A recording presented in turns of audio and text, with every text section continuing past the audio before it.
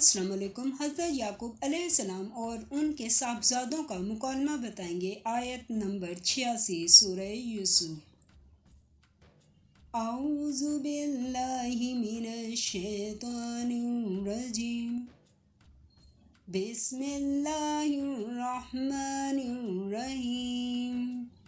Like करें, subscribe करें और बेल आइकन पर क्लिक करें। उन्होंने कहा कि मैं तो अपने गम अंदोज का इजहार खुदा से करता हूँ और खुदा की तरफ से वो बातें जानता हूँ जो तुम नहीं जानते। सूरह यूसुफ आयत नंबर 87।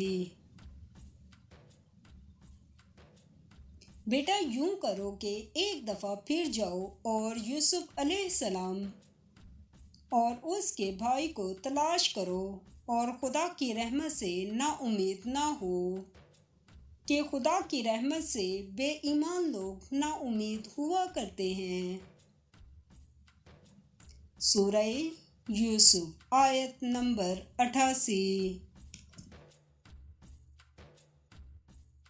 जब वो यूसुफ अलैहिस्सलाम के पास गए तो कहने लगे कि अजीज़, हमें और हमारे अहलो अयाल को बड़ी तकलीफ़ हो रही है और हम थोड़ा सा सरमाया लाए हैं, आप हमें इसके अवज़ पूरा गल्ला दीजिए और खैरात कीजिए कि खुदा खैरात करने वालों को सवाब देता है। सूरह यूसुफ आयत नंबर 89। यूसुफ अलैहिस्सलाम ने कहा, तुम्हें मालूम है कि जब तुम नादानी में फंसे हुए थे तो तुमने यूसुफ अलैहिस्सलाम और उसके भाई के साथ क्या किया था। सूरह यूसुफ आयत नंबर 90।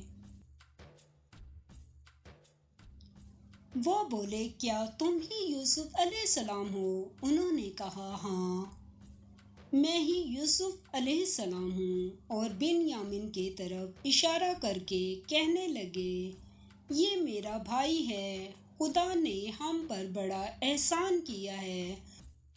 जो शख्स खुदा से डरता और सब्र करता है तो खुदा नेकूकारों का अजर ज़ाया नहीं करता।